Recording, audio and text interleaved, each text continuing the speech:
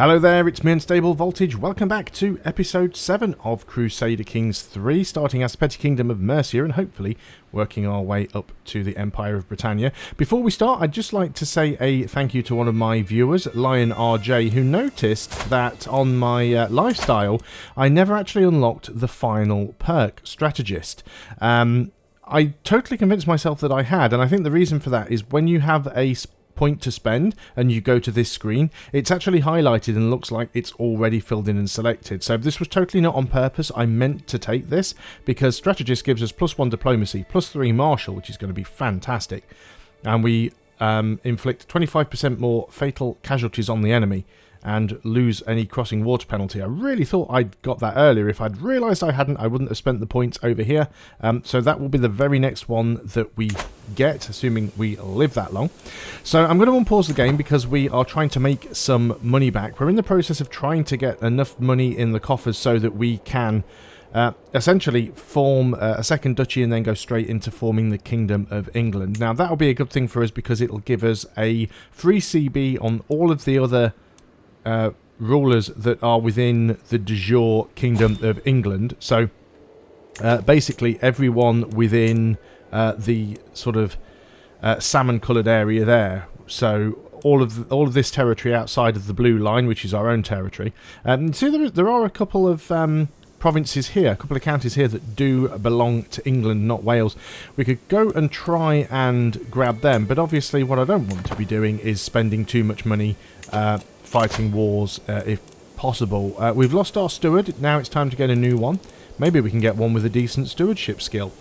No is the answer to that one. Let's pick this guy, simply because he is a powerful vassal and he's upset that he doesn't have a position on the council. So we could go ahead and declare a war for these potentially.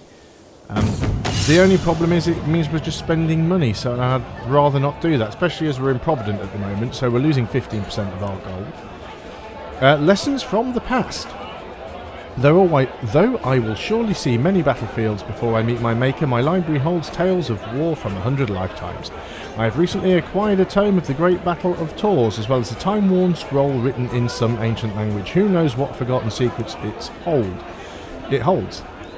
Read the newer tome, get +1 martial, or attempt to translate the old scroll. 65% chance that we get 100 martial lifestyle experience and 1 martial, 1 learning, and a commander bonus for 20 years. Or 35% chance that I must gain stress or give up. Let's roll the dice on that one. A night to forget. By God, the party is boring. Balthair has got to be the worst host the world has ever seen. Is this our new steward? Yes, it is. How can a mortal man be expected to endure this snoring celebration of mediocrity? My eyes cast about the room looking for a diversion, any diversion. Eldmund gives me a friendly wave from a nearby balcony. I've got to do something to stop this evening dragging. Perhaps I could get to know Eldmund better. Well, we don't want to take the stress unnecessarily. Gain endured boredom. Yeah, I don't really want the stress, so let's go and see if we can get friendly with him. I mean, he's become a friend. That's good. He's a powerful vassal, and he's also on the council, so we're instantly up to 100 opinion there, so that was well worth it. Here we go. Lessons from the past. Even with the help of the dusty glossary, the scroll is reluctant to share its secrets, but I press on. As the night progresses, the most incredible story unfolds before me. I'm not going to read all of that. But basically we've unlocked that, so we can study the battle, which will give us study the Battle of Teutoburg Forest for 20 years. That gives us 1 martial, 1 learning, and a fair few extra bits and pieces, and 100 martial lifestyle experience. Or we can study the ancient texts, which gives us +2 learning. Don't want the 2 learning, want the martial, so we'll take that one. This is our son. This is not the oldest son, though, is it? I don't think. No, this is the younger son that we do need to arrange a marriage with, actually. I was shocked when I caught Bjernrud trying to steal from the travel chest of the visiting Earl. He gave me an impressive speech about how he understood what he had done wrong. Gaining the trait humble, yeah, let's not take unnecessary stress. Let's just pause up quickly and see if we can actually find a spouse for our youngest son. You still haven't had any more daughters there. You are still the primary heir. And your primary heir is still... I thought you were the one married to my daughter. What's going on here? Let's have a look at that one. You are married to... No, I didn't get the one I wanted. That was it. So we need to try and arrange a marriage here if we can. I only have one daughter. You don't have any daughters, unfortunately. You do have a daughter. You have a 9-year-old daughter who is already betrothed to my son. There we go. I knew I'd done something there to get allied with Frankie. I just couldn't remember what. So can we get our other son allied with somebody powerful? Maybe even Italy or something like that. Maybe that would work. Let's have a look at the Kingdom of Italy. They look a bit bloody and battered. So there's your primary heir. Your primary heir is actually a princess. You already have some children.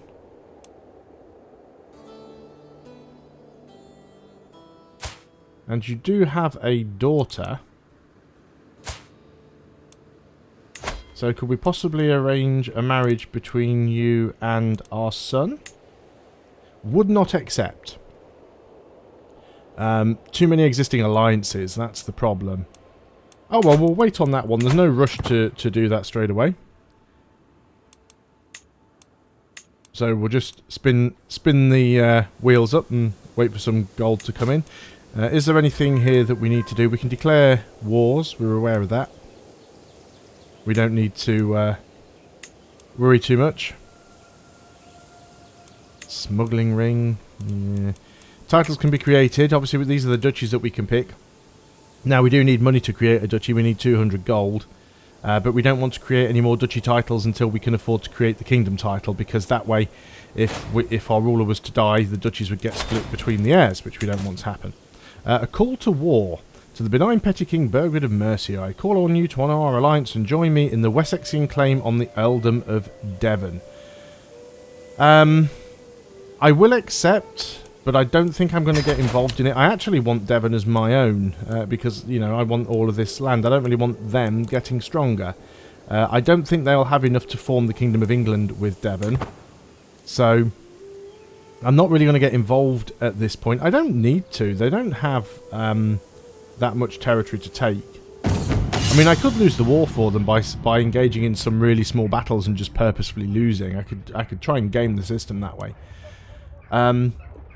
Mortimer Domhnall of Lancashire has been hovering around my council meetings lately. Knowing his interest in matters of leadership, I cannot help but feel that he is the man waiting for me to impress him.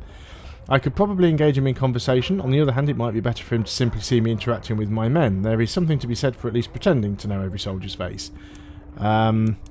Let's discuss methods of communication, or we should go and greet some recruits. So we can get some martial lifestyle experience either way.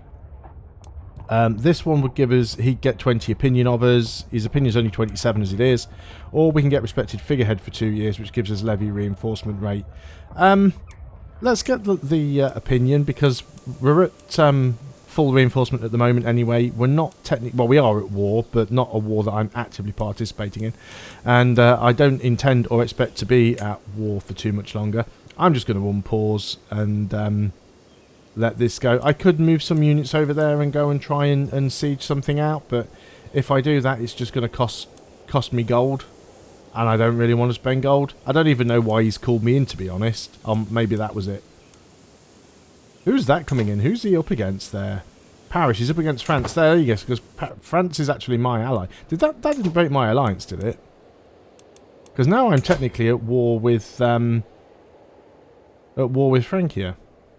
I keep saying France, but it's not France. It's Francia at this point. I do still have this alliance, do I not? Or did I break it? Yeah, I think that might have broke my alliance with Francia, at least temporarily. So I shouldn't have taken that particular offer, but I'm not going to get involved in that war. That does potentially give us the ability to get that alliance with Italy, though. See if that's still available. That was completely the wrong thing that I clicked on. Yeah, still would not accept. Still have too many existing alliances and is now marrying down, so Is that because did the princess become the queen? Yeah. So she was a princess before. She's now the queen. So obviously everyone's stepped up a rank, which is why it'd be marrying beneath her. So that makes sense. I would love to get involved and help you with this, but I don't want to. What have we got here? We can ask our head of faith for gold. Again, yes, we should keep doing that. He'll give me 109. So, Prince Louis the Stammerer of West Francia has died. Okay, this is an interesting development here. That's just the money from the head of faith. So, now that you have died, things get a little bit complicated because you are now... It now means that our son is no longer in line for the throne. Well, he wouldn't have been anyway, but he would have been in somewhere down the line. He's now much further removed. Not a problem. We'll deal with that issue if and when it arises. Rest for the weary. Sweaty-tired and in need of food, a long day of training with the troops is coming to an end. As we search for a place to camp, we spot an old abandoned castle in the distance. Cracking my knuckles, I declare this is where we will make our camp tonight. The sun is setting. With every step towards the ruin, it looks more ominous. Before long, the soldiers are whispering about ghosts. Let us venture inside. I am sure there's treasure to be found. Who knows what you will find inside? Or let us raise the tents outside. It's time to rest. That will give us heightened soldier morale, giving us +2 advantage. That sounds a bit boring, and we don't really need it right now. Let's roll the dice and see how it screws us over.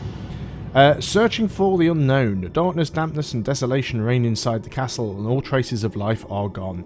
Peering up at the decaying stairs, I spot what might be the remnants of lush tapestries and old paintings. Looking down spiralling steps, I see only darkness reaching far down into the ground underneath the castle. We search the upper floors. 60% chance that we find a great treasure, gain 75 gold. 39% chance we find trinkets and baubles, gain 20 gold. What's the other 1%? Or what might be hidden in the darkness underneath?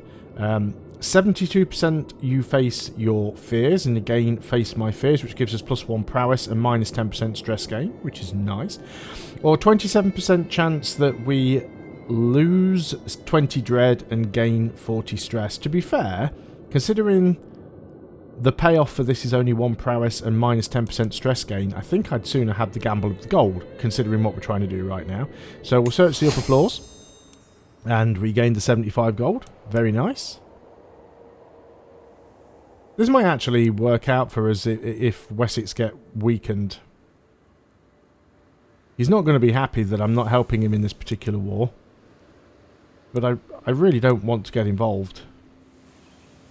I mean, my army could potentially be Francia's. Maybe we jump in and try and win one battle just so we've got some participation in this.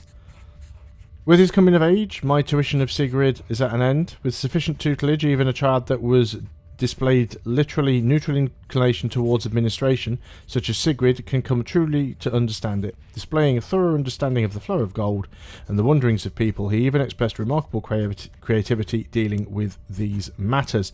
They grow up fast. So he's actually a fortune builder. So because he was stewardship focused, so he's got a decent stewardship, and he also has reasonable martial. He is currently unlanded. I don't think having landed sons is as important in this now as it used to be in CKIII. I don't think it's much of a problem anymore. Are you still my court physician? You are. I have no reason to arrest you. I mean, I could, but there's absolutely no point in it. So let's go ahead and raise our armies. Again, this is going to cost me money, which I don't want to do. But if I can win just one battle against France, do I even have the numbers? I'm not even convinced that I do, to be honest. Why does this guy look like Andy Serkis? My Chancellor, Amuna, has worked hard to convince our neighbouring realms and vassals that the peace treaty I entered with Chieftain Bjorn Arenkenyar is flawed, illegitimate and unfair to me. I'm once again free to declare war on him as I please. Great, but I'm not really looking at declaring a war right now. I can unlock a new martial perk. Great, here we go. Now look at this. Now that I can unlock a martial perk, the strategist looks like it's lit up already. You'll notice that these ones don't light up. It just lights up the circle. So the ones I can select have this sort of bronze circle around the edge. But this one actually looks like it's already lit, but it isn't. So we're going to click on that. That gives me +3 martial, thank you very much. So that should increase my levies. So I'm just going to go down to speed 3 while I do this, because otherwise things could get very messy. I don't think I can get here quick enough to help them win this fight. Maybe I can. We're actually fighting right next to Stonehenge there. Oh, that fight's about to go south. That fight went south. I really thought that it was our guys that were winning there. So this battle isn't going to go our way. But there again, losing the battle means losing war score for Wessex. So I've participated, I've done my bit. Wessex is losing more war score. Fine. A few people died there. Men-at-arms maintenance -5% is very nice. Our friend Eldmund died. Who were you? You were our steward. Our steward has died already. So we need another new steward. You're also a powerful vassal, so let's assign you as the new steward. So down to 48%. That's fine. Really don't want to be spending this money right now. Who is this? This is just a random vassal. Never expected I would grow as close to Earl Eldwine as I've done over the past few years. On multiple occasions he's proven himself to be a reliable and forthright man with only the best interests at heart. It's rare to find such a true friend. Keep her eye on him, because he sounds a little bit suspicious. It's difficult at this stage of the game now to be thinking, should I be spending my money on saving it up for the kingdom, or should I be trying to increase my holdings? Because we don't have to grab everything all in one go. Getting that kingdom title nice and early is tempting, but also using the money to build things up a little bit is more tempting. It'd be nice to have some more money coming in, and I think that might ultimately be what we have to do here. We could go ahead and build something like farms and fields. It's 150 gold, and I think that is what I'm going to do. Because they will pay for themselves eventually. Also probably do it in Leicester as well. Can't afford it right now because we're losing money. Okay. I mean, most of that money was what we got from the head of our faith anyway. So it's not like we've just spent a huge ton of money that we were saving. It was money that we got for nothing, literally. So I could go and stand these guys down again. I could go and disband them. I am going to start moving them in. You're actually trying to win. Well, Francia have got a wall breach over here, so... this actually belongs... I'm pretty certain. Let me just double check that. Yeah, that actually belongs to Devon. So if I just go and siege that out, at least then I should have some participation. So we're going to siege that out. I'm going to go back up to speed 4. I don't think I have to worry about this Frankian army. He might come up here and go for my troops, but he's probably just going to go down there and go after his. Yeah, he is. He's breaking the siege, but he's going to get cornered. When this battle ends, he's almost certainly going to be... Oh no, he's only minus 85%. Now, Frankian troops are coming my way. He's actually going into the water. Oh no, he's landing again, actually. I thought he was going to come over here. We actually completed that siege. So let's get back to the relative safety of our own land. And we've taken a prisoner, which is good. A little bit of money. Now, I could try and get down there and help things out. All in time. My son, Björnrud, has been impressed with one of the household knights for a very long time. After finally meeting in person, he's been repeating the warrior's words to himself. Greatness comes in time. Be there to grasp it when it does. You are focused on learning. We don't want that. Your stats have you... So you should be martial focused. I think it's because he's humble and pensive. That means he wouldn't work very well on martial. But he does have a higher martial skill. But no, let's get you onto martial. Be far more useful. Let him become patient. Right, do I want to get in and get involved with this battle? I'm going to say no because it's already almost lost. Minus 91% becomes minus 95%. Strategical impasse. I'm sitting around the map with Earl Burgred and Earl Wistan, so this is Dunholm and West Riding. So basically we've had this event before, so we can have the one that gives me improved pillaging and improved avoidance, because I've got such a high martial skill, so I get to basically pick the best of both worlds. So let's go and do that. Martial earn respects. What's this ally here? Petty Queen Osborough. So, oh, is the ruler of Wessex died now and been replaced by a queen? Yeah, okay, that's fine. Leave that as is. Yeah, I just don't want to get involved with this. It's 97%, it's almost done.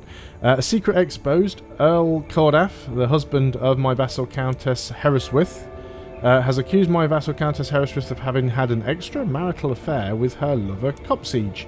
How could she defile the sanctity of marriage? Honourable Grasper, unmarried, in Herefordshire.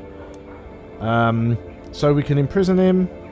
As I have a fair reason, no one will think me a tyrant. The Countess and her family will lose opinion. Or we can have the Countess gain opinion. Might as well just have that.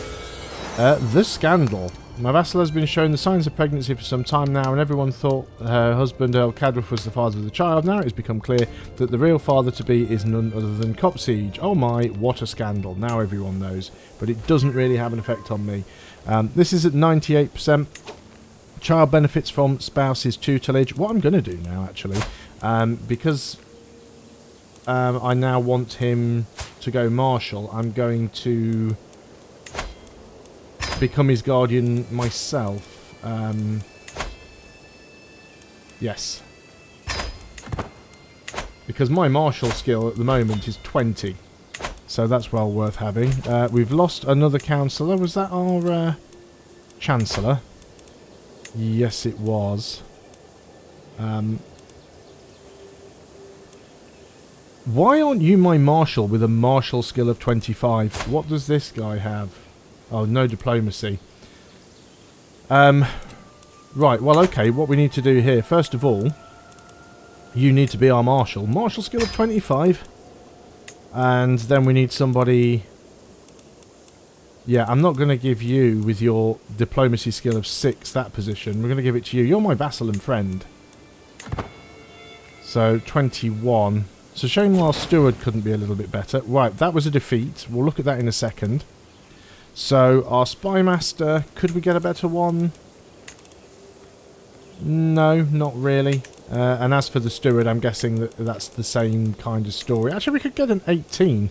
We could make our son the steward. You're just a steward and vassal. You've got a good opinion of me. I'm not sure if you're a powerful vassal. Let's make our son, who's the player heir, the steward here. So now we've got a relatively decent council going on, with the exception of the spy master, but we're not really playing an intrigue game, so that's fine. Let's disband the army. There was something else that went on here, I think, was there? No, alliance expired.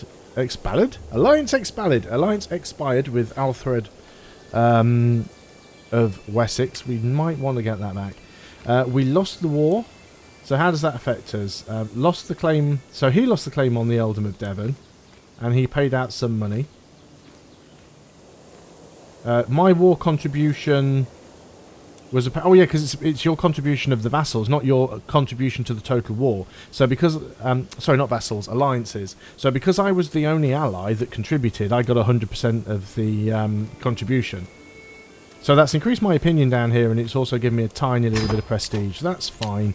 We need to have a look at our alliances quickly, because we don't have any. So we want to get an alliance back with... Well, we'd struggle to get one with Francia, I think. Yeah, we can't get one there. We're better off trying to get one here if we still can. We can negotiate an alliance. We'll accept. It makes sense to have Wessex on side, being our closest and most powerful neighbour. There's definitely still some stuff that we want to get here. We did lose quite a lot of money having those levies raised for so long. which is unfortunate, but there's not much we can do about that. There is somebody we can ransom off for a colossal 10 gold. So we'll do that. That'll put us back up over 100. So, yeah, maybe... Yeah, so there we go. There's the alliance gone through. Maybe we want to potentially skip creating England right now. It's going to take us a while to get that money. We need that improvident negative thing to go away. How long does this last? Or is this permanent now? I think it might be permanent. This would be something that would tell you how long these would last if they had a timer on them. Okay, that's fine. So we'll leave that as it is. Devoted servant, almost forgetting there. Greetings, my benign liege. I hereby invite you to a feast in my court. This is a vassal and knight. Yes, sure, we'll go ahead and do that. I'm going to pause up though because we are over the 20-minute mark, so this is a good place to end the video. Didn't quite make as much progress as I wanted, and we didn't gain any land this time around, but it's definitely a fine balance at this stage of the game between do we push forwards and try and take more territory, which we could easily do, but the problem we're going to have is holding on to it if our ruler dies. He's already looking a little bit haggard, and he is 60. His health is still fine, but you know, he's probably not going to be around for too much longer. So, you know, maybe we just want to take advantage of his high martial skill and use him for taking a bit more land and wait until we get to play as our heir, who has a high stewardship skill, and use him to start pumping some money into the kingdom, as it were, and increasing our holdings. That's probably the way I will go. But as is always with Crusader Kings, you never quite know how things are going to turn out. Sometimes the dice get rolled and do not come down in your favour. So thanks a lot for watching. I hope you're still enjoying Crusader Kings 3. If you are and you've enjoyed this video, please do consider leaving a like. And if you didn't, well, then leave a dislike. Thank you very much for watching all the way through to the end. I will see you on the next video. And until then, goodbye for now.